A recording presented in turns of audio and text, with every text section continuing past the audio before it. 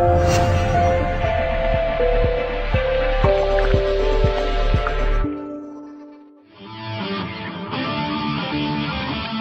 et controverse sur BFM Business. Nicolas Dose accueille les experts. Bonjour et bienvenue à l'actualité de ce début de semaine qui est marqué par ce bras de fer qui va commencer entre Paris et Bruxelles sur le budget 2015. Demain, c'est l'Assemblée nationale qui s'empare du texte et l'intégralité de la loi de finances sera transmise à la Commission de Bruxelles mercredi. Et voilà, il semblerait que ça passe un peu moins bien que d'habitude. Donc comment on va sortir la tête haute de cette histoire, on va voir. On va sûrement demander un petit effort à la France, mais pas un trop gros quand même parce qu'il faut que l'Assemblée nationale le vote. Et il ne faut surtout pas réveiller ce qui pourrait être un signe noir pour les marchés financiers. L'idée peut-être qu'au moment où la croissance se fait attendre, où l'Allemagne montre des signes de faiblesse, où la demande chinoise est en déclin, au moment où les marchés financiers clairement surévalués connaissent un petit début de correction, il ne faudrait pas qu'une sorte de signe noir apparaisse, qui serait un doute sur la solidité et la solvabilité de la France. Voilà, gros doute quand même en ce moment sur l'ensemble de ce qui se passe et de nos capacités à répondre à l'absence de retour de crédit et d'investissement privé. Pour évoquer tous ces sujets, Gaël Giraud, bonjour. Bonjour. Vous êtes jésuite, vous êtes chercheur en économie au CNRS, professeur associé à l'ESCP Europe. Vous avez publié de nombreux ouvrages, dont le dernier que je vais citer dans un instant, après avoir fait le tour de mes autres invités, parce que vous allez me dire de quoi il s'agit.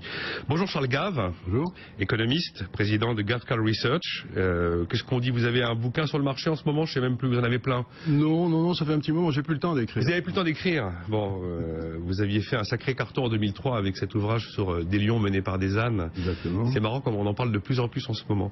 Henri Pijat, bonjour. Ouais. Directeur de la lettre Illisos, ancien patron de l'AFP, co-auteur de Dépasser les illusions d'un quinquennat à l'autre, publié chez Illisos Éditions. Et donc, Gaël Giraud, vous avez publié de nombreux ouvrages, dont L'illusion financière aux ateliers de l'atelier. Et là, vous avez été directeur scientifique de la traduction d'un ouvrage d'un économiste australien qui s'appelle Steve Keen. Ça a été publié en France aux éditions de l'atelier il y a quelques jours. Ça s'appelle L'imposture économique. Et visiblement, ça vous prend beaucoup de temps et ça consacre... il y a beaucoup de votre énergie et de votre esprit qui est focalisé autour de cet ouvrage. De quoi s'agit-il? Oui, parce que je crois que ça vaut la peine de faire connaître ce bouquin. C'est un bouquin absolument remarquable qui essaye de manière très synthétique de proposer une déconstruction extrêmement radicale de tous les poncifs qui occupent la pensée dominante en économie aujourd'hui. Les poncifs sur l'offre ou les poncifs sur la demande? Les deux. Voilà. Par exemple, le fameux théorème de Barreau qui dit que la dépense publique ne sert à rien parce que les ménages épargneraient pour compenser la dépense publique en vue d'une hausse des taxes futures.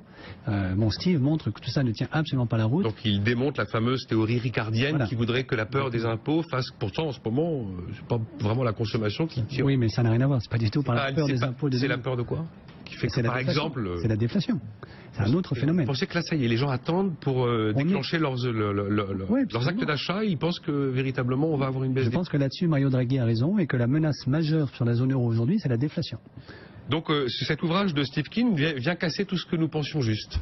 Non, ce qu'un certain nombre d'économistes, disons, de la pensée unique pensaient juste. Donc ça déconstruit tout ça et ça propose des vraies alternatives. Ça montre qu'il y a d'autres manières de penser en économie. Donc c'est un ouvrage absolument fondamental. Des manières de penser et puis après des manières de créer de l'activité? Absolument. Parce que penser c'est bien, mais je me dis que si on faisait un gouvernement qu'avec des économistes, je suis pas sûr qu'ils arriveraient à trouver des solutions. Vous voyez, si c'était avec des gens comme Steve Keen, ça irait beaucoup mieux. Comme ça, un ou deux trucs que vous avez en tête qui nous permettraient d'imaginer un peu vers quoi ils nous emmèneraient. Parce que la pensée unique, quand on démontre ceux qui pensent que le théorème de Ricardo a de la valeur, quand on démontre ceux qui pensent qu'Adam Smith n'a pas écrit n'importe quoi, quand on démontre ceux qui ne jurent que par le keynésianisme dévoyé, voilà, il n'y a plus de pensée unique, il y en a plein des pensées. Donc vers quoi ils nous emmènent? Par exemple, la transition énergétique. Grand projet de société qui est devant nous, que nous pouvons parfaitement financer et qui manque simplement un tout petit peu de courage politique pour qu'on la lance aujourd'hui en France. Mais quand même, sa position, c'est que la dépense publique est nécessaire pour, par exemple, la transition énergétique. Absolument. Voilà, donc l'État au centre du jeu et la dépense publique comme moteur, c'est non, pas du tout. Le crédit bancaire comme moteur. Le crédit bancaire. Crédit bancaire comme moteur. Vous n'avez pas de prospérité sans vrai crédit. Absolument. D'accord. Donc la vraie création de monnaie en fait. Absolument. Bon. Simplement, le crédit bancaire aujourd'hui est complètement paralysé par la fragilité des bilans de nos banques, dont une bonne partie ne sont pas très très loin de la faillite. Et donc la question, c'est la puissance publique aujourd'hui. Une bonne partie ne sont pas très très loin de la faillite. Le système bancaire européen est dans très très mauvaise posture aujourd'hui. On a des stress tests de la Banque centrale qui vont intervenir au mois de novembre. Vous n'y croyez pas et vous n'entendez rien. Vous vous souvenez des stress tests de 2010? Des pantalonnades. C'est la première fois que la Banque centrale européenne met en place une équipe de quoi? Pas loin de 1000 personnes pour essayer de faire un truc que les autorités de tutelle dans les pays prudentiels n'avaient pas été capables de faire. On peut espérer que ce sera plus sérieux qu'en 2010. Donc vous nous expliquez que la faiblesse du crédit ne vient pas d'un manque de demande, d'une absence de demande de crédit, mais d'une fragilité du secteur bancaire. Il vient d'abord, de manière primitive, du fait que le système bancaire n'est plus en mesure de prendre des risques en prêtant à l'économie réelle à cause de sa propre fragilité. Et ça, c'est le nerf de la crise européenne aujourd'hui. Et donc Steve a très bien repéré ça dès avant 2008. Il est un des rares économistes dans le monde qui a prévenu de l'éclatement de la bulle subprime, tout comme de la bulle dot-com en 2000. Et avec lui et d'autres, on propose aujourd'hui un certain nombre de mesures absolument fondamentales pour relancer la prospérité en Europe, parmi lesquelles la question déterminante aujourd'hui qui est d'assainir le secteur bancaire européen. Charles Gave, vous achetez cette photographie très sombre, très noire d'un secteur bancaire que l'on pensait justement un petit peu sorti de l'ornière, à tel point d'ailleurs que les Américains habilement les ont laissés se refaire la cerise pour ensuite venir les taper et les faire payer, et pas les faire payer quand ils étaient mal, les faire payer quand ils étaient mieux. Et là, Gaël Giraud nous explique que ça n'est pas ce que l'on croit et que finalement nous sommes face à quelque chose de beaucoup plus fragile. Que les banques aillent mal, c'est tout à fait évident, en particulier les banques européennes. On le sait. Mais aillent mal jusqu'à se trouver à des niveaux de fragilité qui sont systémiques ? Oui, bien sûr. Vous en oui, avez bien sûr. Vous en avez à peu près 70% qui sont en état de quasi-faillite. C'est-à-dire qu'ils sont, si vous regardiez les vieux ratios qu'une banque ne doit pas prêter plus de 12 fois ses fonds propres, puisque ça lui permettait de résister à 2 récessions de suite. Aujourd'hui, vous avez toute une série de banques qui ont des fonds propres qui sont à 30. Ils sont à des ratios de multi-leverage qui sont à 30 ou 40 fois. Donc oui, on est dans une situation bancaire absolument abominable.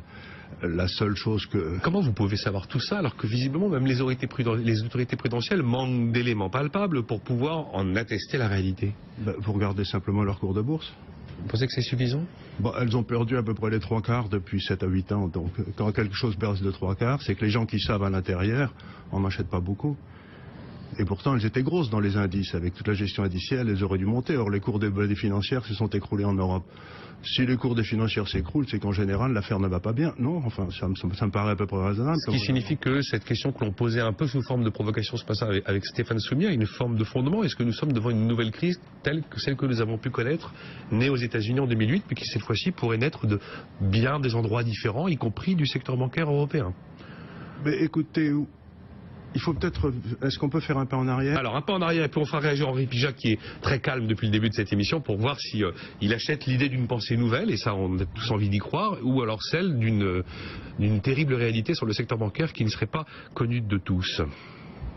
Il faut revenir un petit peu en arrière. Moi, j'ai fait toute ma carrière dans un monde où l'argent était au centre du système, la création d'argent par le crédit, ça se diffusait dans l'économie réelle, et puis quand vous passiez dans l'économie réelle, au bord de l'économie réelle, vous aviez le prix des actifs. S'il restait suffisamment d'argent, une fois que l'argent avait été utilisé dans l'économie réelle, le prix des actifs montait. S'il n'y en avait pas, le prix des actifs baissait. Et donc le prix des actifs, c'était un peu un réservoir de liquidité qui servait à l'économie pour revenir à son équilibre. Oui, c'était un peu ça, c'est là-dessus que j'ai travaillé, c'est un modèle qui est vieux comme les rues, il n'y a rien de bien nouveau là-dessus. Depuis un certain nombre de temps, et en particulier depuis l'arrivée de l'euro, les banques centrales ont décidé de mettre le prix des actifs, en particulier des obligations d'État, au centre du système. C'est plus l'argent qui est au centre du système, c'est le prix des actifs qui est au centre du système. Et elles ont décidé d'imprimer suffisamment d'argent pour que ce prix des actifs ne baisse pas. Oui, c'est ce à quoi nous assistons avec jusqu'à présent des résultats assez probants, sûrement très fragiles mais probants. Pour le prix des actifs. Oui. Il n'y a aucune preuve que l'argent créé pour le prix des actifs va se diffuser dans l'économie réelle. Pour l'instant, aucune, et ça n'est d'ailleurs pas ce qui se produit. Et donc c'est bien pour ça que vous avez aujourd'hui un malaise dans les marchés financiers. C'est que les marchés financiers sont montés en raison de cet achat par les banques centrales des actifs, mais que la réalité économique, puisque il n'y a plus de création destructrice dans le système, vous empêchez la destruction avec des faux taux d'intérêt, et donc comme vous n'avez plus de création destructrice, ce qui se passe, c'est tout simplement que vous avez une dichotomie énorme qui se passe entre la valorisation des affaires et la croissance économique. Donc on est en train de créer un système, si j'ose dire, d'Union soviétique, où il n'y a pas de prix de l'argent, il n'y a pas de prix de taux d'intérêt, il n'y a pas de prix pour le taux de change, il n'y a pas de prix pour le rendement marginal du capital investi.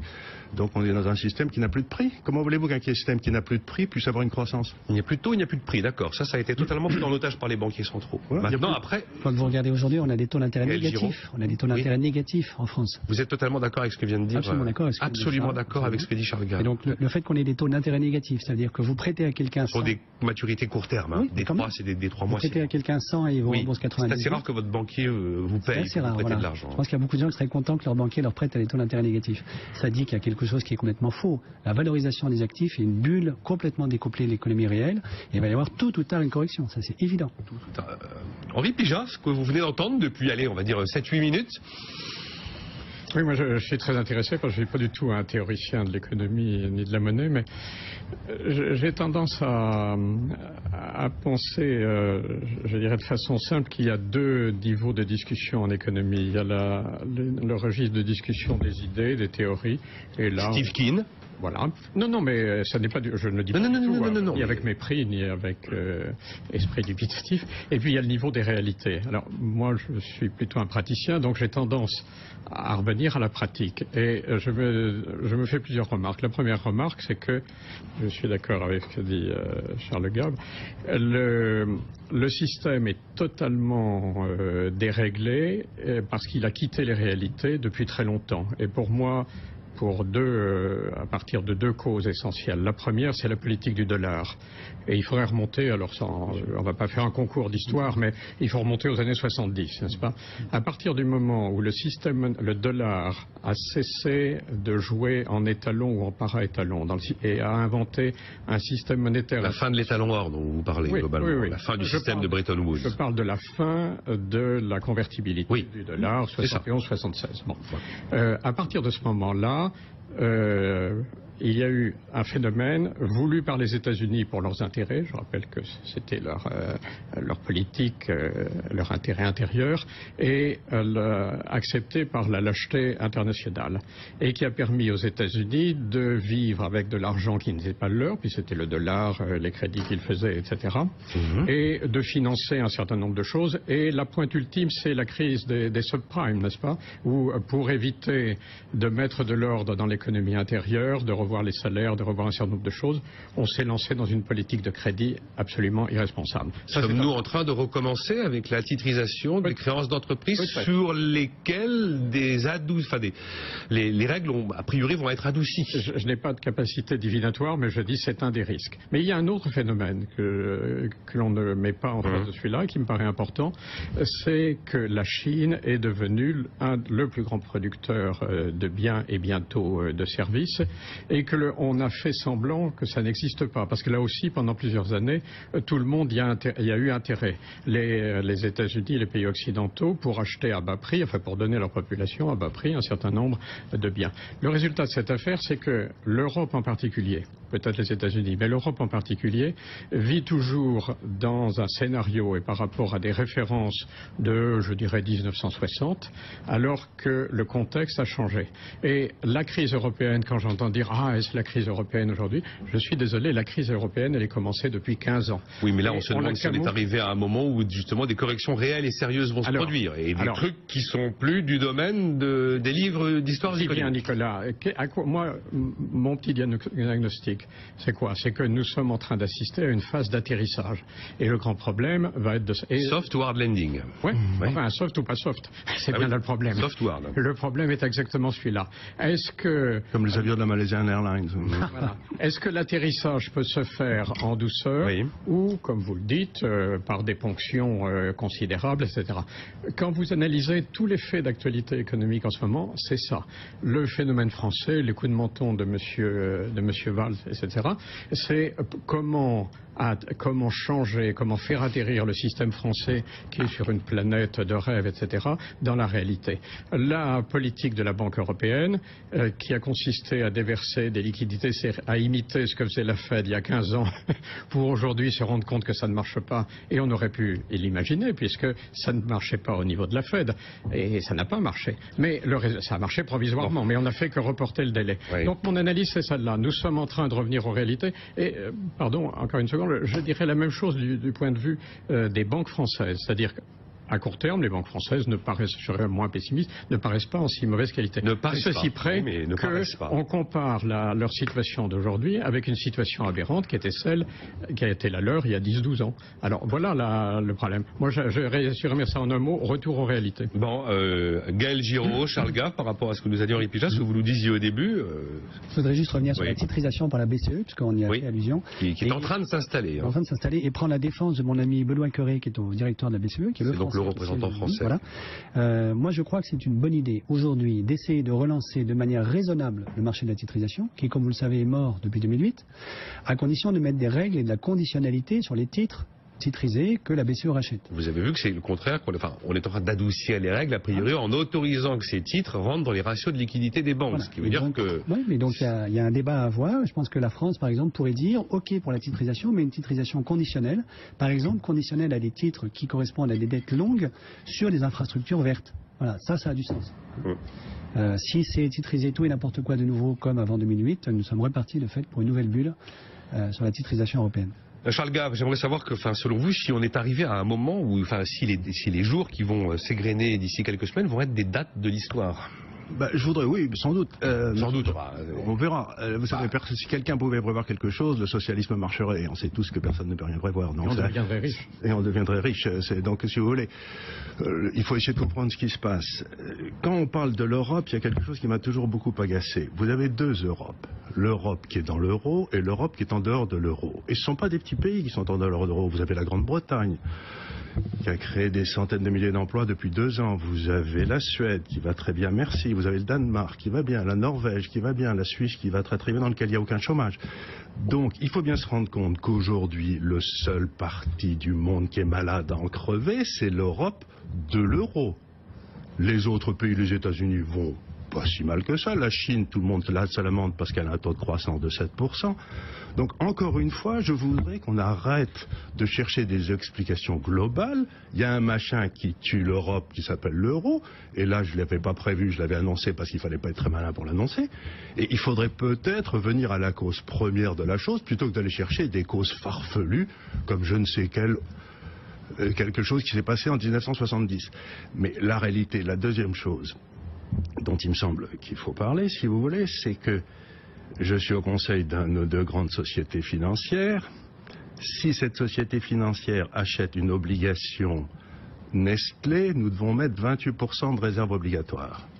Si elle achète des obligations grecques, nous devons mettre 0. Je vois. Donc, nous avons le souverain qui est géré n'importe comment, qui est en faillite, qui fait passer des réglementations pour vous forcer à acheter ces saloperies.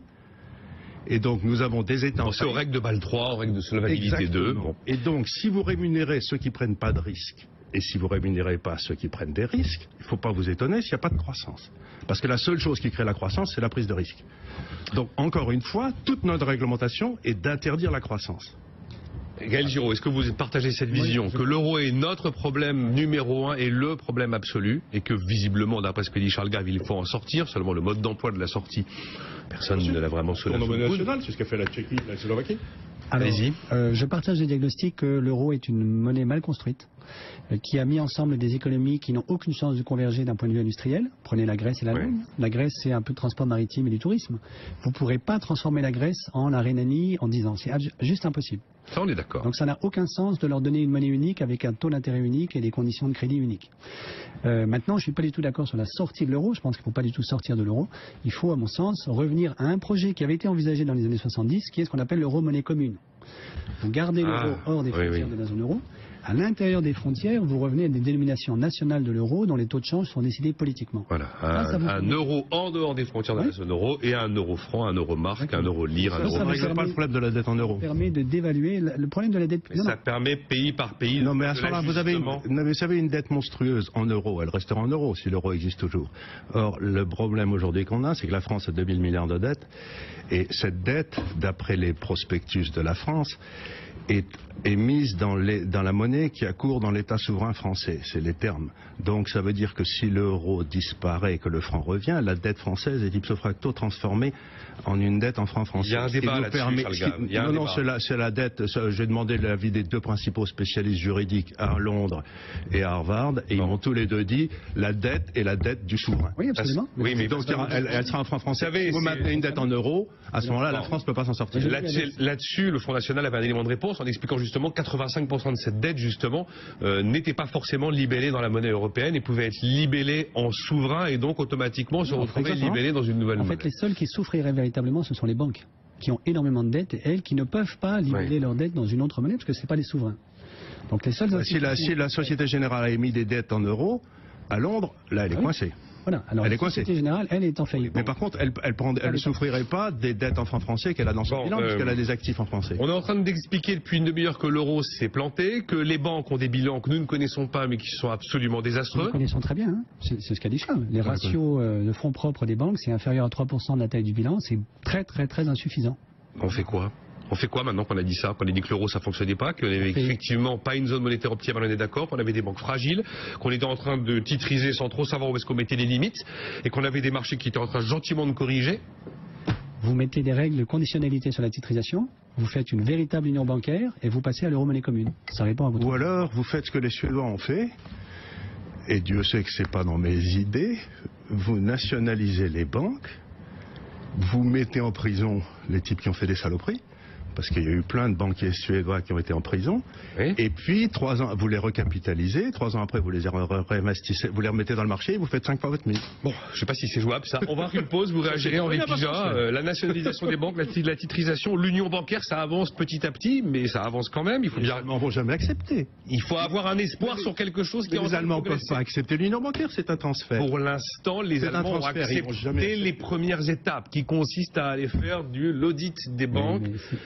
On n'en est pas encore effectivement au R de résolution, ça d'accord. C'est très très insuffisant, mais on en reparlera tout à l'heure. C'est très insuffisant, je sais que vous étiez en pointe sur la réforme bancaire de Pierre Moscovici, je pense que l'union bancaire ne vous aura pas échappé. Vous me direz quand même ce qui peut se passer de manière très concrète entre Bruxelles et la France par rapport à ce budget. Ça semble presque un détail par rapport à ce qu'on s'est raconté depuis 20 minutes désormais, cette histoire de budget 2015. Bon. C'est rigolo parce que la dernière fois on était venu, on avait discuté du budget à 3%, je ne sais pas si vous savez. Ouais, c'est tellement fréquent. Alors, on marque une pause, à tout de suite. Nicolas Dose et les experts sur BFM Business. Retour avec Gaël Giraud, il est jésuite, chercheur en économie au CNRS et il a été directeur scientifique de la traduction d'un ouvrage qui vient de sortir aux éditions de l'Atelier, ouvrage écrit par l'économiste australien Steve Keen qui s'appelle en français l'imposture économique. Là, vu ce qu'on s'est dit pendant 20 minutes, j'ai l'impression qu'il n'y a aucun penseur et aucun bouquin qui nous sortira de quoi que ce soit, hein, Gaël, honnêtement. Non, je ne suis pas du tout d'accord. Hein. Vous croyez qu'il y a encore le type qui a la martingale, là, l'espèce de solution à laquelle personne n'avait jamais pensé et qui va réussir à provoquer vraiment quelque chose quand on a des montagnes de liquidités véreuses partout? Oui, mais moi je crois que cette martingale, si vous voulez, c'est la transition énergétique en Europe, qui est un vrai projet politique et qu'il faut financer. Et on peut le financer. Je ne sais pas si la transition énergétique en Europe réduit les problèmes de chômage, réduit les problèmes de... Mais si, ça crée beaucoup d'emplois. C'est un vrai gisement d'emploi pour l'Europe. Charles Gave est économiste. Il y a un auditeur sur Twitter qui me dit « N'oubliez pas de dire qu'il est également président de l'Institut des libertés ». Et Henri Pija, directeur de la lettre Illisos. Henri Pija, vous vous y apprêtiez à réagir quand j'ai marqué la pause de milieu d'émission. Oui. Où en sommes-nous, là, à 9h32 ? Oui, sortie de l'euro, moi je suis toujours très admiratif quand j'entends dire, pardonnez-moi, mais il n'y a qu'à, ça n'est pas seulement... Je suis un peu de votre avis. Ça n'est pas seulement une question économique, c'est une question politique. Et je vais revenir à cela très succinctement. Je suis d'accord pour considérer que l'espoir de faire converger la Grèce et l'Allemagne est parfaitement illusoire. Mais c'est justement, pardonnez-moi, la connerie majeure de l'euro. C'est d'être parti d'un... Mais si on refait l'histoire, Henri, d'accord, les défauts de construction, les défauts originels, oui. Mais l'Italie et la France ne cessent de diverger. Oui, il n'y a pas que la Grèce qui diverge. Voilà. Arrêtez. Quel est le pari de l'euro ? Le pari de l'euro entre des pays dont la situation économico-sociale est relativement voisine, c'est de faire converger des politiques. Ça n'était pas impossible techniquement. Ça reste tout à fait possible techniquement. Absolument impossible. Mais techniquement, c'est mon point de vue. Dans la mesure où nous nous avons notre souveraineté budgétaire, qu'est-ce qui reste techniquement possible? Quel est le point de vérité aujourd'hui? Alors, je ne sais pas si ça va se passer cette semaine ou dans 15 jours, dans 3 mois, etc. Mais on va arriver à un moment fondamental qui va être de dire, de choisir entre une décision politique européenne et une décision politique nationale. Quand j'entends le Premier ministre français dire la France est maîtresse chez elle, etc., c'est juridiquement et politiquement imparable. C'est un fait que... Oui. Il n'y a aucune autre autorité que le Parlement français Pour décider de ce que sera le budget 2015. On a aujourd'hui une majorité qui n'en est pas une et que depuis 30 ans, on a des majorités qui globalement font le contraire de D'accord, mais voilà. Bon, alors, on peut dire, eh ben, très bien, nous restons des bons Français et nous plongeons au fond de la mer tous ensemble et puis survivront, surnageront ceux qui pourront. Il y a une autre hypothèse qui dit on peut aller un petit peu plus loin dans l'intégration qui sera politique, parce que ça veut dire à ce moment-là qu'il faut donner sans doute un peu plus de pouvoir au Parlement, faire un vrai Parlement européen, etc. Et prendre des décisions politiques, des décisions économiques qui seront politiquement légitimes. Alors c'est ça. Alors, vous savez très bien, Henri, que ce que vous décrivez ne va pas se produire. Mais alors, allons-y, plongeons, allons au fond de l'océan. Comme disent les Allemands... Charles Gave, devant le micro, Charles. Oui, il vaut mieux la fin de l'horreur qu'une horreur sans fin. Peut-être. Aujourd'hui, nous sommes dans une horreur sans fin. Bon. Donc, il faut redonner de l'espoir aux gens. Et ce que j'essaye de dire, c'est... Je voudrais parler un petit peu de la monnaie, parce que c'est quelque chose que les gens... On ne va pas ouvrir tous les tiroirs Non, mais je voudrais problématiques dire économiques. Qu'est-ce que c'est qu'une monnaie? Une monnaie, c'est ce que contrôle, c'est d'ailleurs dans les évangiles, c'est ce que contrôle d'ailleurs, c'est dans les évangiles, rendez à César ce qui est à César. La monnaie, c'est César. César, c'est la nation. La nation, c'est une volonté de vivre ensemble. Donc, vous acceptez qu'il y ait des transferts sociaux qui se passent à l'intérieur de la nation, parce que tout le monde accepte d'être dans la même nation. L'Europe n'est pas une nation, c'est une civilisation. La France est une nation, l'Angleterre est une nation, l'Italie est une nation. Les pays qui ont gardé leur monnaie et qui donc ont gardé leur volonté de vivre ensemble vont bien. Ce qui me tue aujourd'hui, et j'en souffre énormément, c'est que grosso modo, le pacte social français est en train de se défaire. J'habite dans la région d'Avignon, et la misère des petites gens est en train de monter de façon inimaginable à cause de l'euro qui tue les entrepreneurs. Donc ce que j'essaye de dire, c'est que vous êtes bien gentils avec on va créer un État européen qui va remplacer, mais ça fait 40 ans qu'ils essayent de détruire la France, qu'ils essayent de détruire l'Italie, qu'ils essayent de détruire l'Espagne pour construire ce mythe de la nation européenne. C'est l'URSS, votre truc. Laissez les gens décider de ce qu'ils veulent. C'est l'URSS. On est en train de nous refaire l'URSS. Sur un mode un tout petit peu différent, je voudrais rebondir. Gaël Giraud et Henri Pijat. Au fond, moi, à titre personnel, je suis favorable à l'intégration budgétaire en Europe. Mais ça me semble très très difficile à réaliser aujourd'hui, de plus en plus difficile. En gros, une intégration budgétaire, ça veut dire qu'il y a des transferts budgétaires d'un pays vers un autre. Et qu'on lève l'impôt au niveau européen. Enfin, il y a un moment, les choses sont très claires. Ça voudrait dire en clair que les Allemands, en moyenne, au moins, devraient sacrifier 3% de leur PIB chaque année pour les pays du Sud. 3% chaque année, c'est ce que leur a coûté la réunification allemande. Ils ont été prêts à le faire pendant 10 ans pour leurs copains, leurs voisins, leurs cousins, leurs frères et leurs sœurs qui étaient en Allemagne de l'Est. C'était également le montant, en gros, des réparations au traité de Versailles en 1919. Je ne crois pas une minute que dans les 10 années qui viennent, l'Allemagne va accepter de sacrifier 3%, ça fait quoi? 90 milliards à 85 milliards d'euros pour les Allemands. Plomber complètement la croissance. En plus, est-ce souhaitable? Parce que l'Italie du Nord et l'Italie du Sud, ça fait 100 ans que l'Italie du Nord supporte l'Italie du Sud. Ça n'a pas fait la fortune de l'Italie du Sud. Ça l'a tué.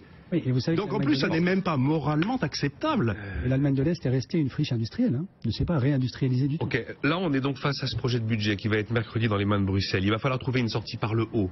Oui. Est-ce que vous croyez, là, que soudainement, ce que vous décrivez, Gaël Giraud ou Henri Pijat, pas exactement dans les mêmes termes, mais l'idée que ce serait l'occasion de faire un saut fédéral, et l'union bancaire en serait une illustration palpable autour de la Banque Centrale Européenne, pensez-vous que ce soit possible ? Non, je ne crois pas du tout qu'il n'y aura pas de solution radicale.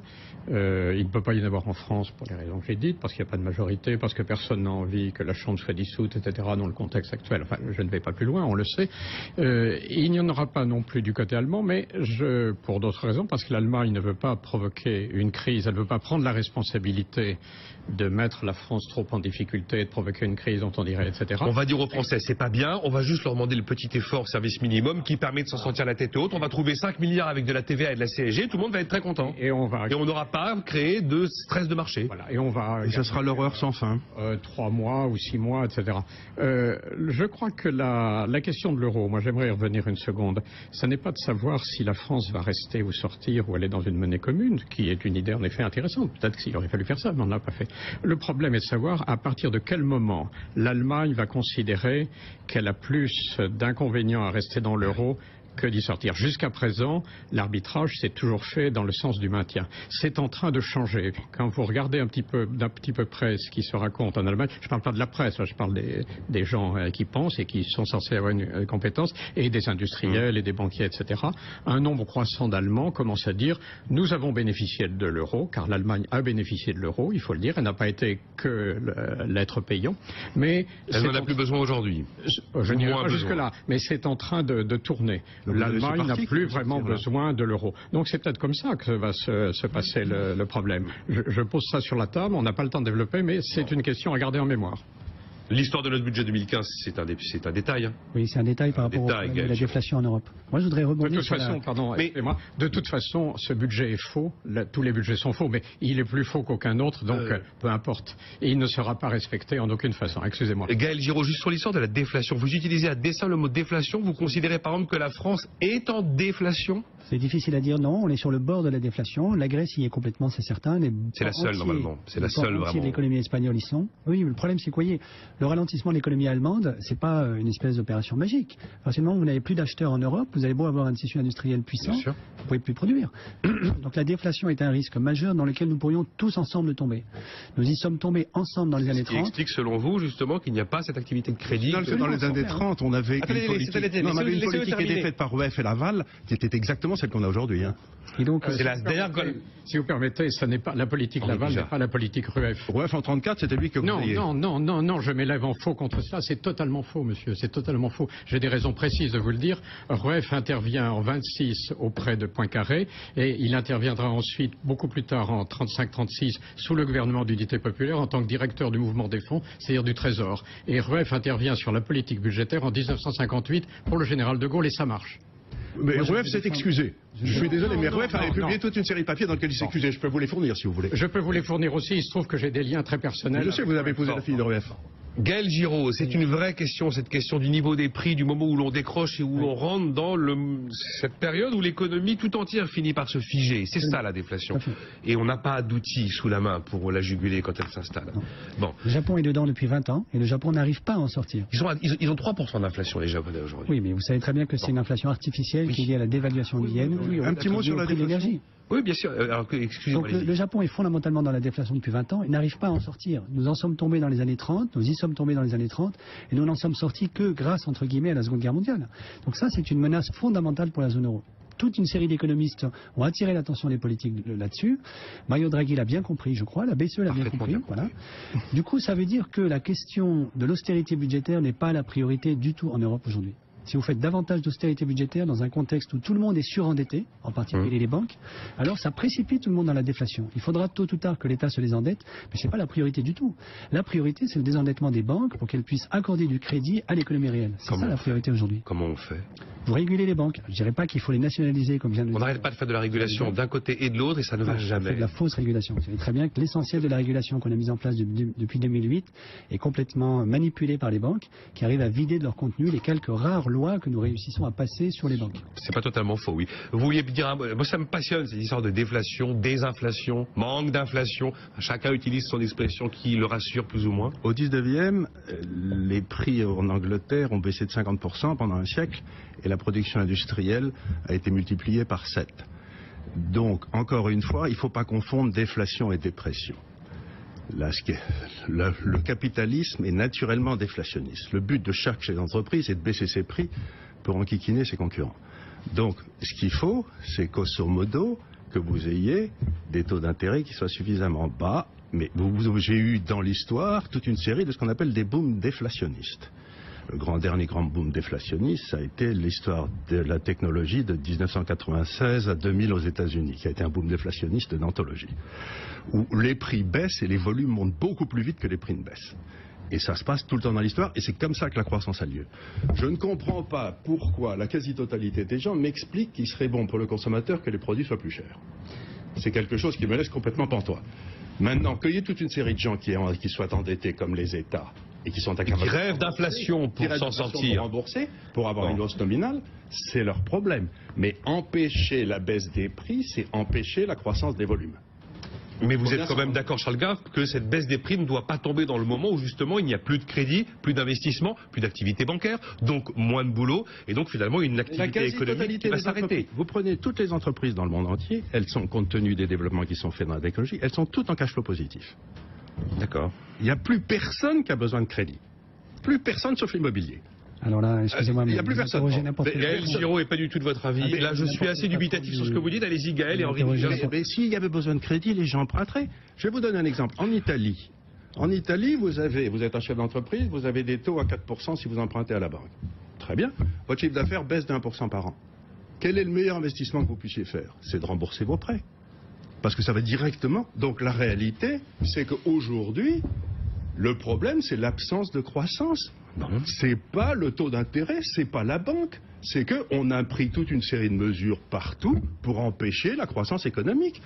Par exemple, quelque chose d'idiot, j'y connais rien, le gaz de schiste. Je ne sais pas si c'est bon ou si c'est mauvais, mais aux États-Unis, ils ont permis l'exploitation du gaz de schiste. 40% de la croissance américaine aujourd'hui vient du gaz de schiste. Voilà. Du coup, les taux. On va pas ouvrir le débat. C'est pas le même territoire aussi. C'est un désert, l'Amérique. Nous, le gaz de schiste. Non, mais dans le 92. Mais si vous mettez des réglementations pour tout empêcher, comme on l'a fait sur l'immobilier en France, vous pouvez pas avoir. Alors, vous n'étiez pas d'accord là-dessus. Oui, je suis pas d'accord. Bon, le gaz de schiste, je peux vous dire tout de suite, c'est très mauvais.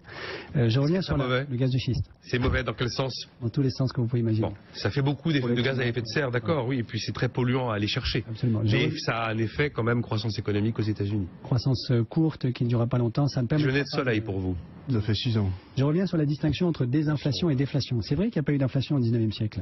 Maintenant, la grande différence, c'est le surendettement. Au 19e siècle, tout le monde n'était pas surendetté comme nous le sommes aujourd'hui.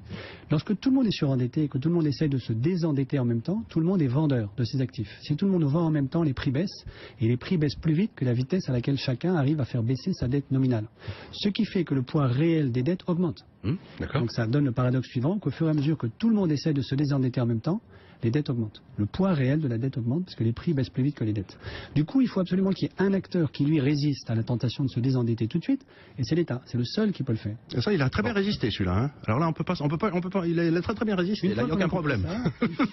Ça fait 40 ans qu'on résiste en France. Bon, vous nous expliquez, Gaël Giraud, je ne sais pas si Henri Pichard sera de votre avis, que le dernier ressort de croissance dont nous disposons, c'est la puissance publique. Non, c'est le crédit bancaire soutenu par la puissance publique. Alors c'est quoi, le crédit bancaire soutenu par la puissance publique sur les commandes de l'État? C'est quoi? Comment ça fonctionne ce crédit bancaire soutenu par la puissance publique? Lancer la rénovation thermique des bâtiments en France aujourd'hui, c'est tout à fait faisable. Vous voyez à ça, Henri Pichard? Je suis désolé, non. Non, parce que moi je reviens à un élément simple de la déflation, c'est la perte de confiance. Au-delà des chiffres. Il a raison, Henri Pichard. Est-ce que cette demande de crédit n'est pas aussi freinée par le manque de confiance dans l'avenir, tout simplement? Vous avez tous des observations très techniques pour expliquer pourquoi le crédit ne repart pas. Est-ce que c'est simplement l'histoire de l'âne qui n'a pas soif? Il y a un exemple qui est la Banque européenne d'investissement. La BEI. Corrigez-moi si je n'ai pas le chiffre en tête exact. 300 milliards. On parle de 300 milliards, dont la moitié c'est de l'effet de levier. Voilà. Bon, mais très bien. Mais il y a 300 milliards. Il y avait 120 milliards après l'arrivée de François Hollande qu'on n'a jamais vu. Alors, personne ne les prend. Personne ne prend cet argent, pratiquement. Bon, pourquoi? Parce que les gens n'ont pas confiance. Et la déflation, ça a été expliqué et écrit par des gens beaucoup plus compétents que moi, c'est quand le consommateur dit « je vais attendre un peu puisque les prix vont continuer à baisser », donc, etc. Le phénomène des années 30, c'est celui-là, n'est-ce pas? Bon, alors, je ne vois pas en quoi... c'est pas du tout une baisse des prix qui relance la consommation, ou en tout cas, moi, je ne l'ai jamais compris comme ça. C'est une baisse des prix qui sanctionne le manque de la défiance et qui l'accroît. Alors ça, c'est comme ça que je le vois aussi. Si je peux me permettre, j'ai une explication un peu plus simple. J'adore les explications freudiennes de l'économie qui sont à peu près aussi compétentes que celles que les keynésiennes, mais la réalité est assez simple, si vous voulez, c'est que... Ça fait pas sur la table, Charles, ça fait dans le micro à chaque fois. Pardon, si la rentabilité du capital investi est supérieure au coût du capital, les gens empruntent, qu'ils soient optimistes, qu'ils soient pessimistes. Aujourd'hui, la réalité, vous regardez partout en Europe, la marge brute d'autofinancement des entreprises françaises est à un plus bas historique. Ça ne paye pas d'être entrepreneur. Et donc pourquoi voulez-vous que les gens s'endettent? Ils vont pas emprunter à 5 pour investir à 2. On peut dire ce qu'on veut des chefs d'entreprise, mais ils sont pas idiots. Aujourd'hui, la quasi-totalité des entreprises ont des marges d'autofinancement qui ne cessent de baisser. Je ne parle pas des sociétés du CAC 40 qui ne travaillent pas en France, mais la réalité est que cette histoire de confiance, ça n'a strictement rien à voir. Chaque fois que la rentabilité du capital passe au-dessus des capitales, le crédit repart. L'importance de la confiance dans vos raisonnements économiques, Gaël Giraud, vous l'installez où, cette confiance dont on parle toujours? Ce que vous pouvez appeler la confiance, c'est le fait qu'il n'y a plus... Les carnets d'ordre des entreprises sont vides. Les carnets d'ordre sont vides eux-mêmes. Pourquoi? Parce que les ménages eux-mêmes n'achètent plus. C'est la demande qui est beaucoup trop faible. Mais la demande elle-même est trop faible, comme l'a dit mon voisin de gauche, parce que l'ensemble des ménages européens sentent bien qu'il n'y aura pas de croissance demain, il n'y aura pas d'inflation. Et ça, c'est de nouveau le grand piège de la déflation. Donc vous êtes favorable à un retour de l'inflation que l'on se désespère et qui ne revient pas, et malgré tous les efforts du banquier central, l'inflation ne revient pas. Qui ne reviendra pas. Et pour l'instant, il n'y a aucun élément factuel qui peut nous permettre de penser qu'elle va revenir. Hein. Il n'y a aucun élément. Oui, elle ne reviendra pas magiquement, sauf par exemple parce qu'on a un énorme choc énergétique, genre un énorme choc pétrolier, mais ce que je ne souhaite pas du tout. D'accord. Et donc la question, c'est qu'il faut rebattre les cartes de l'industrie européenne. Et donc, excusez-moi, j'insiste, mais je crois vraiment que la transition énergétique, c'est une part fondamentale de la solution dans cette question. Bon. Henri Bijat. Un tout petit indice que je voudrais mettre sur la table. Actuellement, ça a été beaucoup décrit ces dernières semaines, un nombre croissant d'entreprises cotées rachètent leurs actions. Qu'est-ce que ça signifie? C'est un phénomène qui permet de soutenir son cours. Et ben voilà. Non, mais ça signifie surtout... Et de prendre le relais d'un marché qui n'est plus là. Voilà. On limite les risques et plutôt que de prendre le moindre risque, on rachète ses propres actions. Alors ça, c'est important. Sur l'inflation, je crois que l'exemple japonais est très intéressant. Que n'a-t-on entendu sur les Abenomics, etc. Ça dure depuis quoi? 6-7 ans maintenant? Bon, on s'aperçoit que l'inflation que l'on veut recréer artificiellement, elle ne marche pas. L'inflation, c'est quand la demande est supérieure à l'offre, quand il y a des capacités monétaires, mais aussi que les gens veulent acheter, veulent consommer, veulent investir. Vous vous rendez compte qu'on est en train d'expliquer que globalement, quand on regarde toutes les solutions, tous les espoirs que l'on pourrait nourrir d'un côté ou de l'autre, que ce soit du côté du banquier central, du niveau de la monnaie, d'une reprise éventuelle de l'inflation, on ne cesse de mettre bout à bout des arguments qui nous confirment que les choses que nous souhaitons voir se produire ne se produiront pas. Non, pas du tout. Pas du tout, dit Gaël Giraud. Allez-y, Charles Gave. Écoutez, qu'est-ce que c'est qu'être un entrepreneur? Un entrepreneur, c'est d'essayer de comprendre le message que lui envoient les prix de marché. Oui. Les prix de marché sont déterminés par deux prix fondamentaux. Le taux d'intérêt à long terme, qui vous permet de faire rentrer le futur dans le présent par le mécanisme d'escompte, et le taux de change qui vous permet de savoir combien vous produisez à la maison, combien vous produisez à l'extérieur. Ces deux prix dans le monde entier, en particulier en Europe, n'existent plus. Bon. Donc les entrepreneurs n'ont plus de système d'information. Ils sont grosso modo comme les citoyens russes quand ils lisaient la Pravda. Ils n'ont aucun moyen d'information. Donc, pour revenir au rachat des titres, vous ne pouvez faire aucun calcul ni sur le futur, ni sur l'extérieur. Ce que vous allez faire, c'est que vous allez racheter vos propres titres, parce qu'au moins comme ça, vous allez racheter votre propre dette, vous ne prenez aucun risque. La solution au problème, c'est que nous avons une série de technocrates qui ont pris le pouvoir à la fin des années 1990 et au début des années 2000, et qui nous ont complètement foutu en l'air le système des prix. Et il faut retourner à un système des prix sur lequel le capitalisme ne marche pas. Il faut donc débrancher les banques centrales, Charles Gave. Il faut débrancher les politiques non conventionnelles des banques centrales. C'est le seul moyen de retrouver des prix et des taux réels. Il faut que les marchés... Si vous faites ça, c'est le... Et je vous signale que ce qu'est en train de faire la Chine. La Chine est en train de retourner à un prix de marché pour son taux d'intérêt et son taux de change. C'est-à-dire que le seul endroit où on va avoir des prix de marché, c'est la Chine à l'heure actuelle. Et pendant la période de transition, c'est extrêmement douloureux, parce qu'il y a toute une série de gars qui vivaient sur les faux prix qu'il y avait avant. Gaël Giraud, le marché est perverti par des taux et des prix qui ne sont pas vrais et qui sont effectivement tenus en otage par les banquiers centraux. Ah non, ils ne sont pas tenus en otage par les banquiers centraux. Et quand vous amenez vos taux à zéro et quand effectivement vous... C'est la difficulté, si vous voulez, c'est que le banquier central aujourd'hui en Europe, s'il remonte ses taux, il tue les trois quarts du système bancaire européen. On est à peu près sûr de ça. Et voilà. Et donc vous ne pouvez pas lui reprocher de vouloir sauver le système bancaire européen. Donc il fait ce qu'il peut. Mais il est juste un banquier central. C'est au gouvernement de prendre la responsabilité. Est-ce qu'on peut espérer... Comme Draghi ne cesse de le répéter. Est-ce qu'on peut espérer donc qu'avec des gains de productivité sur les dépenses de l'État, avec des gains de productivité sur les entreprises, on trouve des solutions vertueuses? Vous allez faire epsilon sur la question. Je le redis pour la xème fois. Je ne connais pas d'exemple dans l'histoire. Changer complètement le paradigme de l'économie industrielle européenne. Je ne connais pas d'exemple dans l'histoire où, retournant à la liberté des prix, ça a amené à des effets désastreux. J'ai toujours entendu les technocrates me dire, si on arrête le contrôle des changes, si on arrête le contrôle des prix, ça va être un désastre. Et puis à chaque fois, c'est la liberté qui vous amène à la croissance. C'est pas la Banque centrale. Oui, mais quand la Banque centrale a pendant trop longtemps tenu le marché sous morphine et qu'elle débranche la pompe, il peut se produire des effets... Mais vous croyez que les gens sont idiots, ils ne sont pas préparés? Vous croyez que tout est pricé là, tout est prêt là, c'est bon? Certainement pas dans les marchés financiers, mais dans l'économie réelle, certainement. Bon. Si on vous pose sûrement la question de temps en temps, est-ce que la situation du moment est grave? Vous répondez quoi, Gaël Giraud, si on vous demande si la situation du moment est grave? Je réponds que nous aurons forcément un krach financier dans les 5 ans ou plus tard, que l'union bancaire... Dans le krach financier, action, obligation? Mais une fois, je veux dire, si ça s'effondre sur le marché obligataire, qui est le plus aujourd'hui complètement découplé de la réalité, ça s'effondrera partout. L'union bancaire arrivera beaucoup trop tard en 2023. L'union bancaire est très insuffisante pour protéger nos banques. Donc ça veut dire que le contribuable européen va de nouveau devoir payer avec des finances publiques qui entre-temps se sont considérablement dégradées. Donc il ne faut absolument pas attendre le prochain krach, il faut anticiper dès aujourd'hui à mon sens. Donc mettre en place une véritable réglementation bancaire, ce que nous n'avons pas fait, séparer véritablement les banques, ce que nous n'avons pas fait en France par exemple, et avancer sur une union bancaire beaucoup plus sérieuse, beaucoup plus volontariste, et lancer un vrai projet industriel européen. Bon, un projet industriel européen. Ce serait donc un saut fédéral par l'union bancaire et un saut fédéral par l'industrie. Non, vous avez noté que je suis de plus en plus sceptique sur le saut fédéral budgétaire. Oui, j'ai voulu l'illustrer comme ça. J'ai pas dit budgétaire, par la BCE et par une politique industrielle. Tout à fait. Bon, Henri Pijat, pour essayer d'avoir une lueur d'espoir en espérant que quelque chose puisse revenir.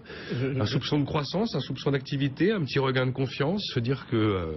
Je crois qu'en économie, comme en toute chose, on ne peut pas mentir sur tout et éternellement. Se mange toujours, disait Raymond Barre. Non, on ne peut pas mentir sur tout et éternellement. Alors là, on est dans une situation assez paradoxale. Je crois, comme M. Giraud, qu'on va vers une crise, je me garderai de la qualifier, une crise économique à peu près inévitable. Le problème, c'est que pour prendre les mesures nécessaires, c'est-à-dire pour remettre de l'ordre et revenir à un minimum, je ne dirais pas de vérité, mais de réalité, il n'y a pas d'autre solution que la crise, car aucune autorité politique dans aucun pays actuellement, ne serait-ce que dans la perspective des élections, n'est capable de prendre ce risque. Donc il faudrait prendre des mesures pour éviter la crise et en même temps la crise est nécessaire pour remettre les compteurs à zéro. Moi j'en reste à ce paradoxe pour l'instant. Il va falloir prendre ses pertes, Charles Gave. Mais écoutez, encore une fois, je voudrais revenir sur cette idée qui me paraît essentielle. Pour conclure, c'est que vous avez beaucoup de pays en Europe qui vont fort bien. La Suède va fort bien, encore une fois, la Suisse va fort bien. Et vous avez les pays qui ne vont pas. On parle en Europe comme si c'était une malédiction européenne. Ça n'est pas une malédiction européenne. Les pays qui sont au fond du trou, ce sont les pays qui ont une seule caractéristique commune. Ils sont tous dans l'euro. Bon, donc encore une fois, allons au vrai problème. Arrêtons de parler de je ne sais quoi qui va se passer dans le futur. Merci à vous, Charles Gave, d'avoir été là. Gaël Giraud, l'imposture économique, donc à découvrir aux éditions de l'Atelier, cet ouvrage dont vous avez dirigé la traduction scientifique, ouvrage de l'Australien Steve Keen, qui visiblement nous donne des raisons d'espérer.